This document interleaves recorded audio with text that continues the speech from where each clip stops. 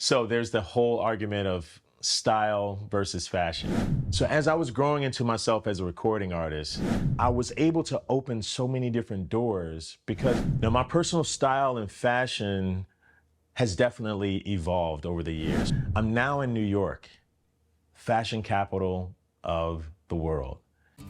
Hey, this is Chaz, and welcome to my world from my living room. Today I'd like to talk about fashion versus style, and how my style has evolved over the years. I'd also like to talk about how dressing the part can get you in any door. I also want to talk about the intersection between fashion and music, and everything in between. So, sit back, relax, and welcome to my world from my living room. Hey, this is Chaz, and welcome to my podcast. So today I'll be talking about the artist in pursuit, and actually blending that and merging the worlds of fashion and creativity. Now, me personally, I have a lot of different hats that I wear. So I'm a singer, I'm also a photographer, and also a dad. So with each one of those roles, the creativity of how I dress and present myself is very important. So I want to talk about some of those things today, and hope you enjoy it. So growing up, my mom really made sure that I wore the best clothes. And I was her baby for about 4.5 years before my brother came along. So she babied me and made sure I wore the absolute best clothes. Now, back in those times, equivalent to today's like Baby Gap and stuff like that, there were Garanimals. Now, Garanimals were essentially tops and bottoms that you matched based on the animal on the logo, kind of what we see as today, like Ralph Lauren Polo, Izod, that sort of thing, but it was for kids. So my mom would buy these Garanimals, and I think it gave me a sense of independence early because she allowed for me to create my own outfits. Giving me that early independence really kind of showed up for me as I've, grown up as an adult. Now here I am. So it all started back then with the Garanimals, and I feel like that was a good start to me at least being cognizant of what clothes can do. And then, you get all the baby compliments. Oh, I love his outfit. I love his outfit. Oh, I love those clothes. Where'd you get that from? So now I'm starting to see that there's value in this for the people outside of, of myself. So Garanimals were definitely those type of clothes that gave me an early start on this whole fashion and creativity thing. I believe as I was growing up, style became more prevalent than the fashion because, as a single mother, my mom couldn't afford retail. So little did I know, some of the clothes that she would get as I started to grow up, and, clothes were expensive to just grow out of, weekly, monthly, yearly. So my mom, she used to get a lot of our clothes from the thrift store. So, and shirts would be $1, $2, stuff like that.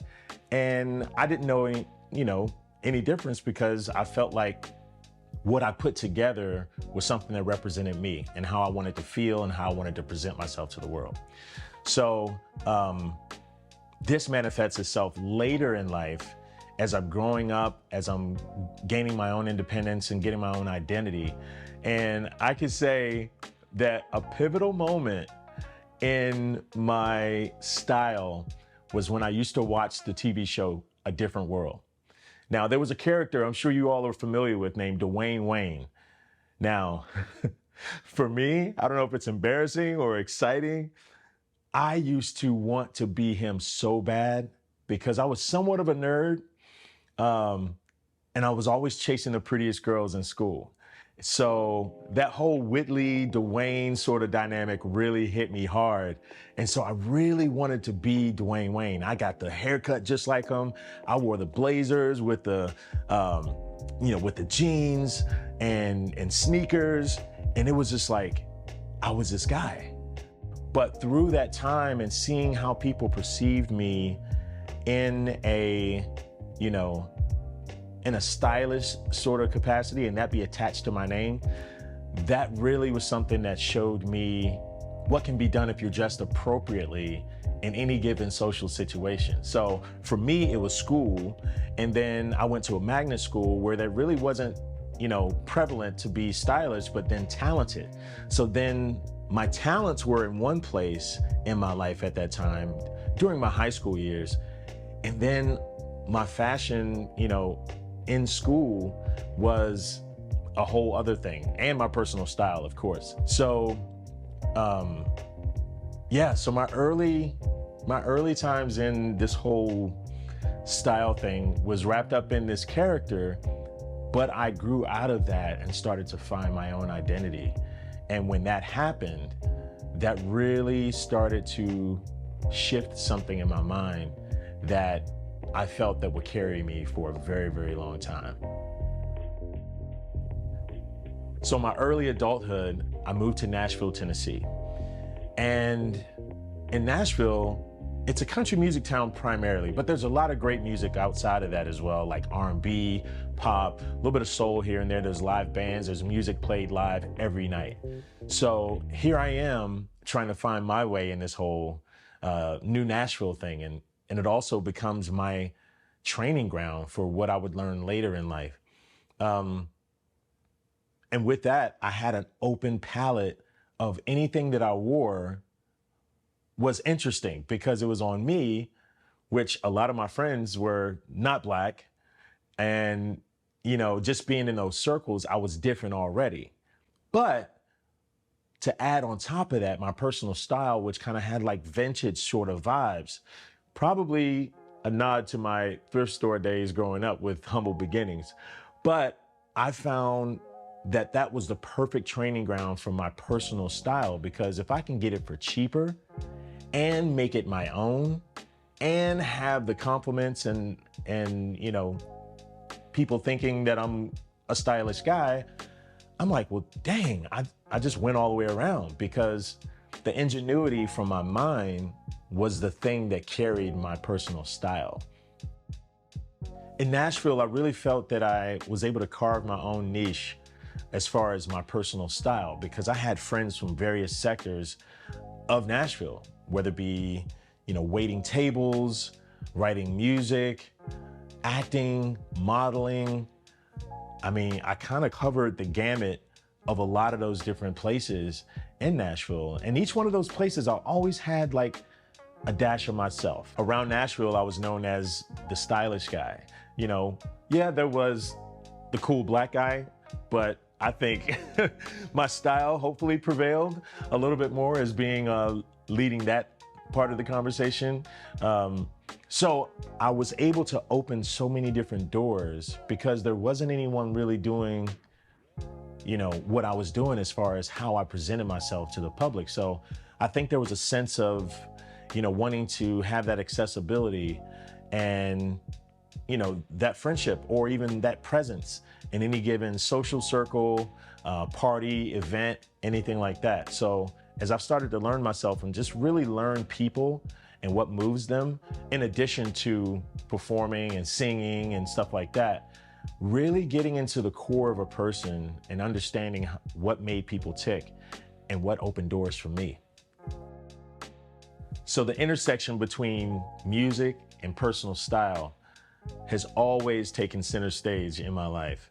And when you're in a place, say for example, Nashville, fashion isn't like New York or LA or Chicago and places like that. So I really felt like I had a leg up, I guess, on some level, to be presented as the cool Black guy first and foremost, but then also the cool fashion guy or this really stylish guy. That really felt good because I felt that it opened a lot of doors and it ingratiated me to a lot of people on first glance versus having to have a full conversation to grow into that. There was an instantaneous acceptance of, hey, you're cool, come sit at our table type feel, like, if you were in high school and, you're accepted to the cool table. That's kind of how it was for the earlier part of my adulthood. And I really embraced it. And it was something that I really leaned into and something that I felt that I was contributing in my social circles, and really learned a lot from it and kind of had that marinate into my music. So as I was growing into myself as a recording artist, I wanted my style to definitely take center stage, because one of the things at the time that I felt was important was, the representation of oneself when they're creating music. Some of my influences, people that I hold to that standard, are people like, Lenny Kravitz, Andre 3000 from Outkast, which probably hit me the biggest because we were just 3 hours north of Atlanta. So his fashion, his style, and to see his evolution outside of music to really be a trendsetter and someone who really pushes the envelope on his outfits. They were outlandish. They hit so many different marks where he was known as one of those guys that just was that dude.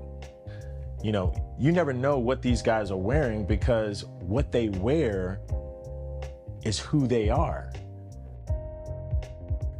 Or if you see the cool, vintage type flare leg pants, you'll say, oh, that's Lenny Kravitz with the boots, with the Chelsea boots and, the ripped t-shirts. You're like, oh, that's a Lenny vibe. Now that shirt may be like $300, but you always knew that with his glasses, his hair, all the things that he wore, you always knew that it was him.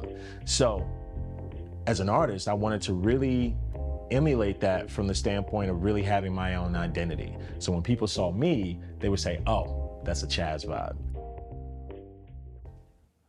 Now, my personal style and fashion has definitely evolved over the years, from my years in Nashville, from my high school years, from my childhood. I'm now in New York, fashion capital of the world. One would think that I'll be intimidated by this, but I really, when I moved to New York, I wanted to make sure that anything I was doing was definitely still going to represent me. I didn't know anybody in New York. I was bringing myself to New York. So anything I wore was going to be a representation of what I wanted people to see. And also something I felt comfortable in. Once again, sticking to that ideology of, buying things that weren't very expensive. So when I moved here, there was a store that I think a lot of you guys, if you're in New York, you guys would know this store called Daffy's. Now, Daffy's was a discount store that was very similar to Century 21 as we know it now. Daffy's had some amazing fashions and a very eclectic, array of different styles and fashions from all over the world. Italy, France. You never know what you were going to get because it was a one shot to get that one piece, which created the allure, like way before the whole Supreme lines around the building, that sort of thing. It was like, what did you get from Daffy's? Did you get something cool? So Daffy's was that place that my earlier years in New York, especially not having much money, was definitely that place that I was like, I'm gonna get a unique piece. It's either gonna be super unique or it's gonna spend my whole budget.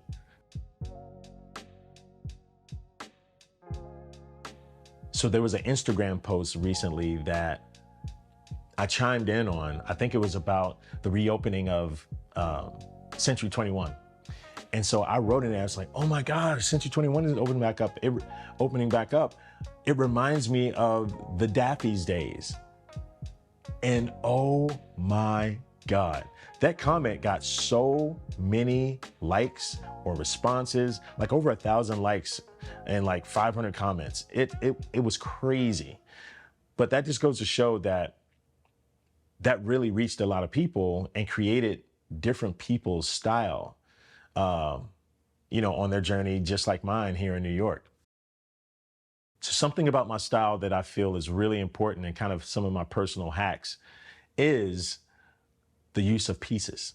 Some of my favorite pieces are kind of like my staples and the things that help create who I am, as I guess my character, because I believe we all have one. Those essential pieces for me is my hats, my jewelry. I've had this one piece right here This is an island bracelet from St. Thomas. I've had this for about 25 years. A timepiece I feel is very, very important. I've always loved watches, and as I've grown through my life, one of the most sought after pieces was a Rolex. I mean, whose isn't? I finally was able to get my first Rolex, and I'm like, oh my gosh, that's it. I still have other watches, about 5 to 10 watches that are there, but this is the one I wear all the time because it just works with everything. And it's just one of those pieces that is recognizable, that people know it when they see it. There's a level of accomplishment for me, especially being in New York now 16 years. There's a level of progress that I feel that this watch represents. And so it's not to be gaudy, it's not to be this, that, or the third, but it's just a personal piece that I feel that represents it. Every time I look at the time, it's a reminder that I started off with a mouse-infested apartment, and now I live here. So yeah, pieces are essential. They mean different things to different people, but those are my essential pieces. So there's the whole argument of style versus fashion. Fashion is what you buy. Style is who you are. So I've worked a very long time to be myself to the best of my ability. So I'd like to think that my style led any conversation or led any entrance in any room versus this particular season's piece. You know, don't get it twisted. I'm definitely down for a really nice piece. You know, the Tom Fords of the world, the Gucci's, the Yves Saint Laurent. Like, yes, I get it. But at the end of the day, I find more joy and more pride knowing that I can make something that didn't cost that much look that much. So that stems all the way back from my childhood with my mom buying me thrift clothes and dressing me in Garanimals. I hope you've enjoyed today's podcast. This one was really fun. I really enjoyed this because I really got to dig deep on my journey in another way. It was just another facet of my life as it is. And it was somewhat therapeutic. I think I'm starting to get the hang of this whole podcasting thing. I've got a lot to learn. I'm still learning. So if you guys have any suggestions or tips, I am all ears and eyes. Please let me know if you see something that I could improve on. If you hear a topic that you like to hear me speak about, I'm here and I'm open to the possibility of where this can take me and take all of us. So until next time, have a wonderful day.